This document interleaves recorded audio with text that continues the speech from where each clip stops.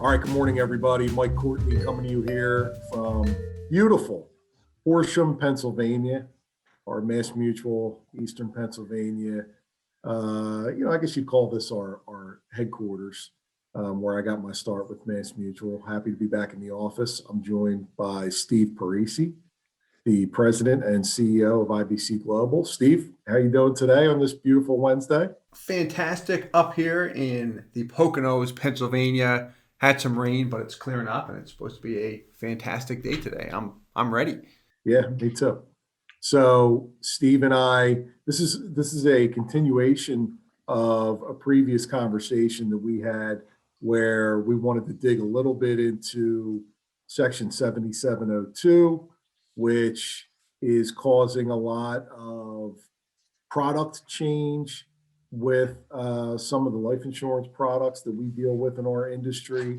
It's caused a lot of, I don't want to say confusion, but a lot of my brokers have been, kind of frantically calling me, asking what the changes are going to look like. Where is this going? What does this mean?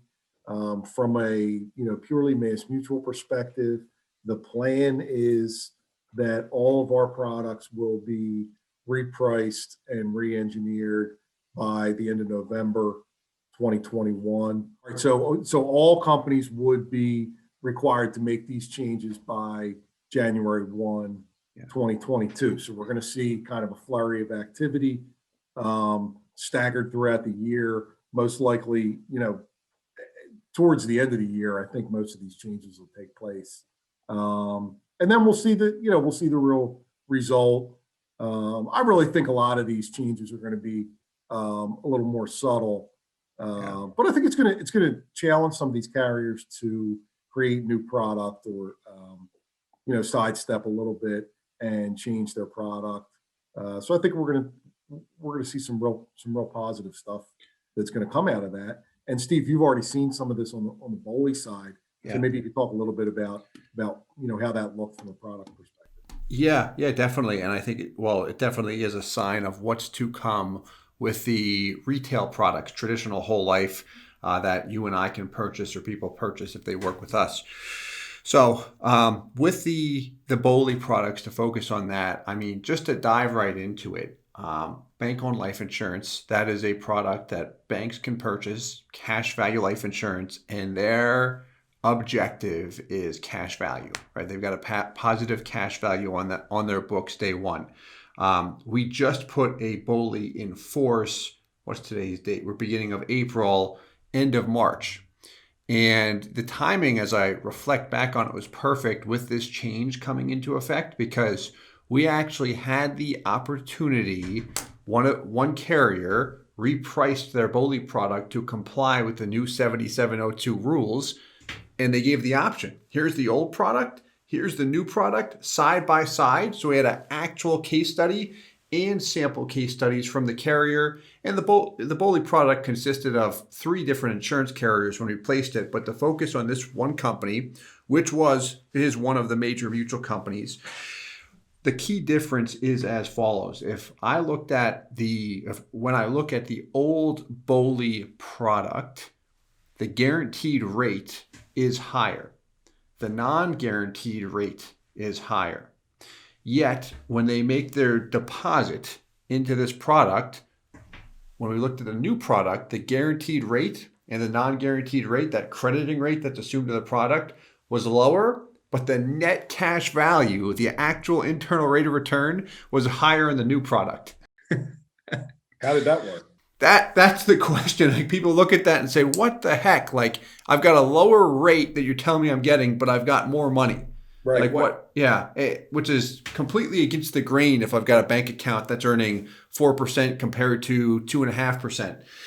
So how it worked is with the new product. So when they make a deposit, say it's $100,000 on a 45-year-old male, the old product with that $100,000 deposit will purchase that 45-year-old male employee at the bank, call it $380,000 in death benefit, and they'll have a positive cash value day one.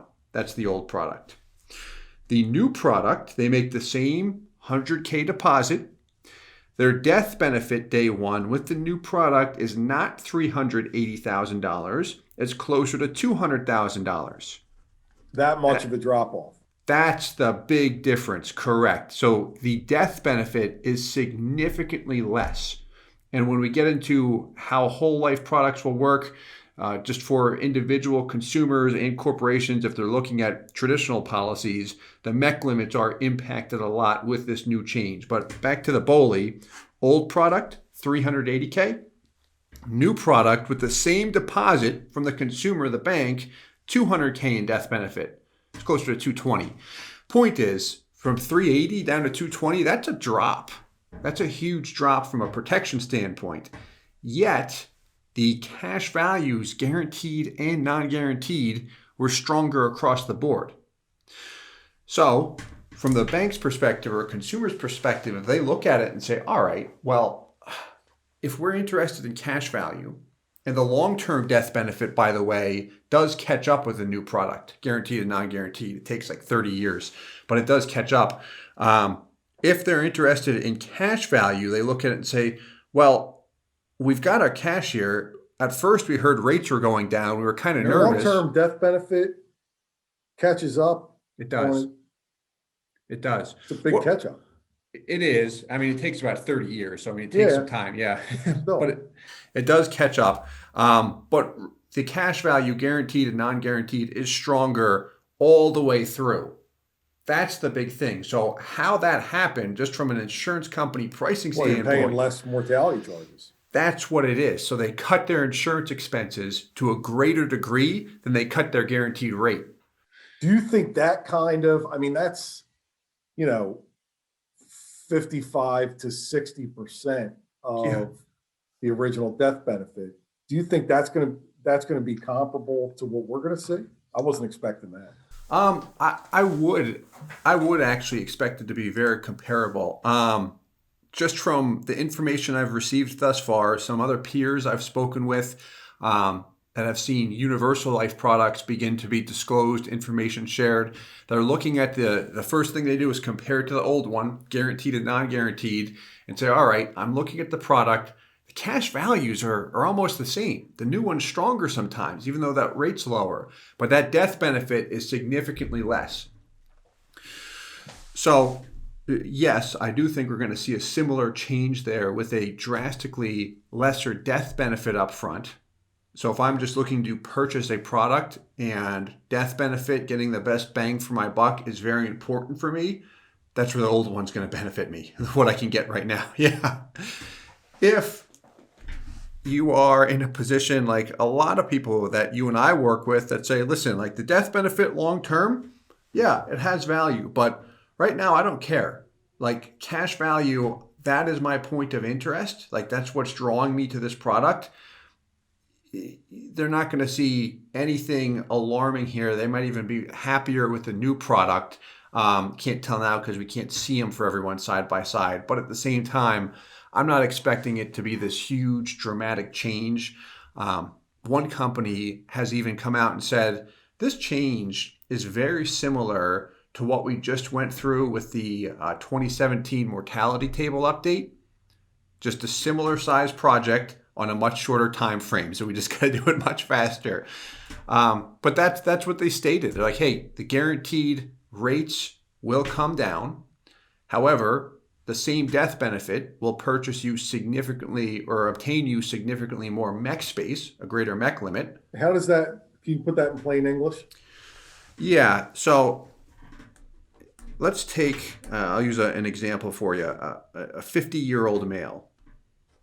If someone age 50 buys $1 million death benefit today, right, his MEC limit is going to be $50,000. Just about a clean $50K.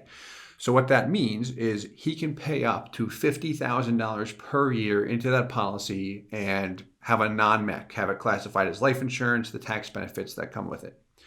That's based on the present laws, present rules.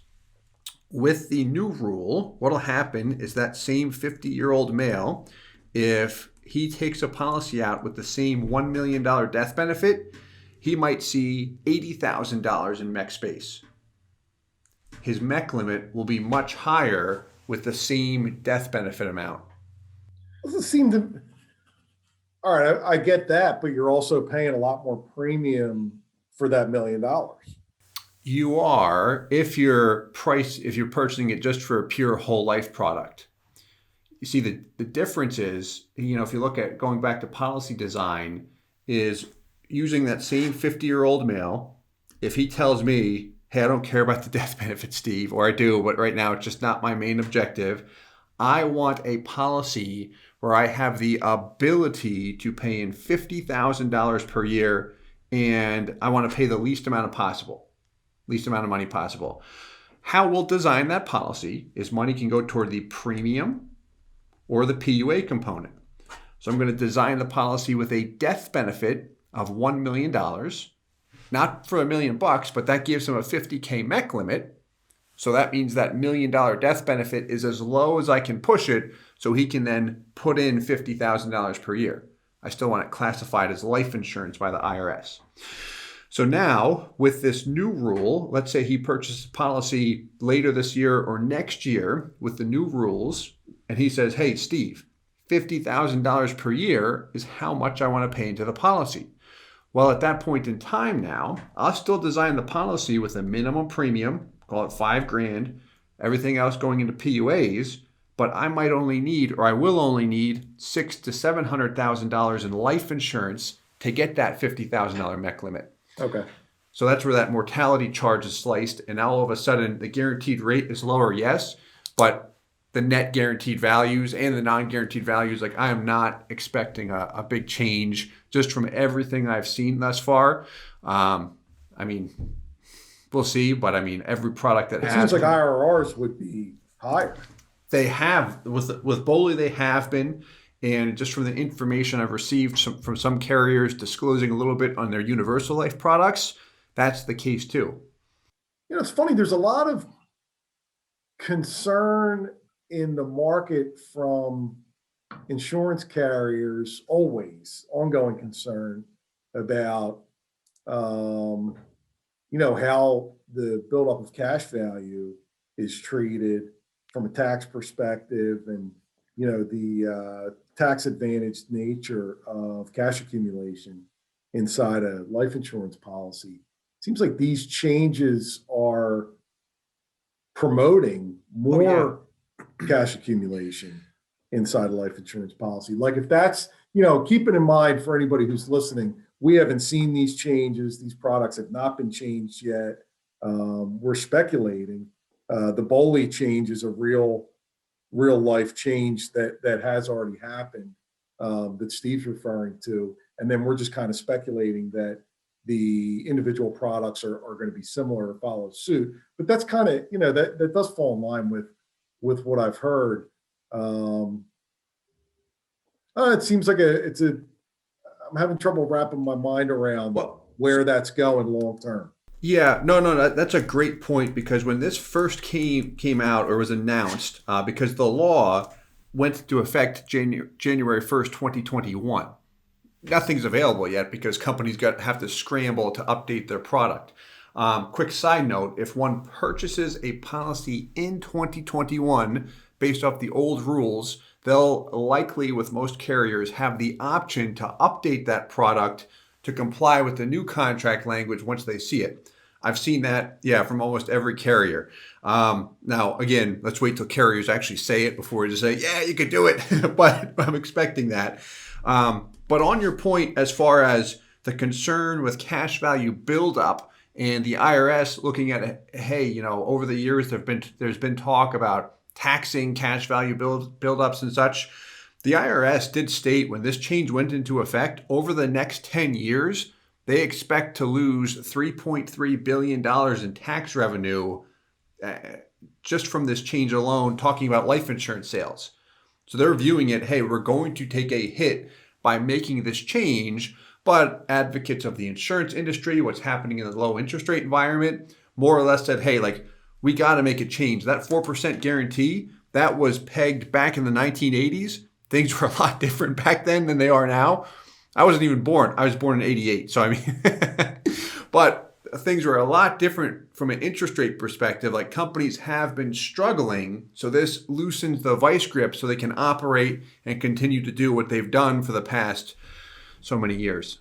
You mean that they expect to take a hit on tax revenues because these changes will be favorable for the insurance business and more people will be, kind of funneling dollars into cash Oh, accumulation. oh yeah. I mean, it's gonna build more awareness, and people are gonna shove money into these products, kind of like they did pre mech laws. The mech law came out because too many people were going to life insurance, and when the mech law was announced, it benefited Wall Street more than anyone else, just from the research I've done.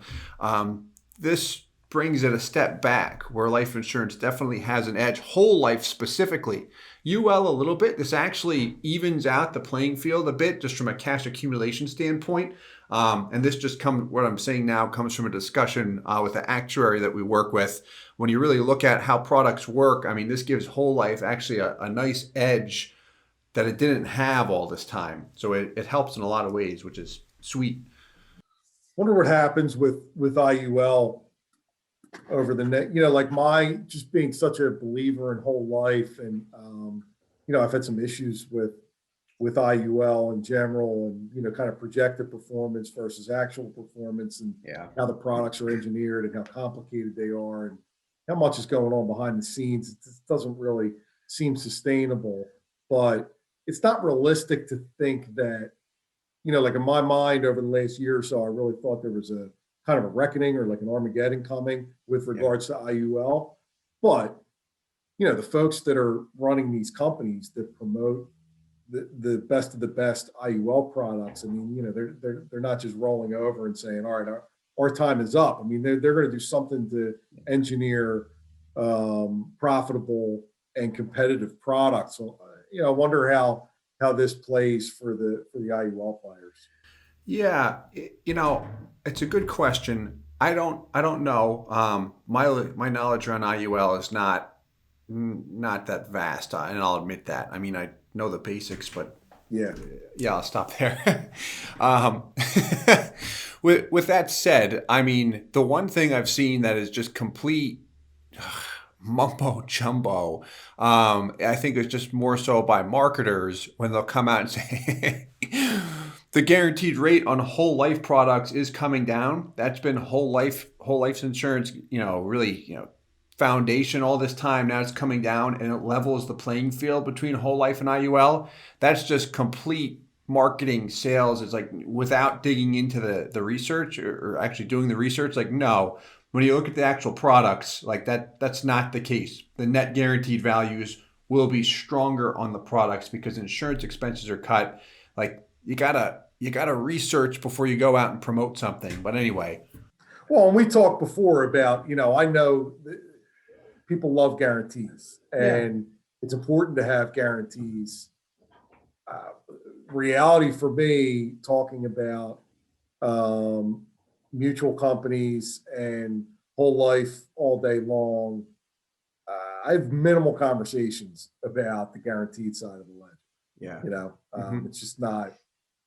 Um, it's yeah. important, but it's important as a fail safe. World goes to hell in a handbasket. I want to know I've got this guarantee in place, but real life, hasn't come into play.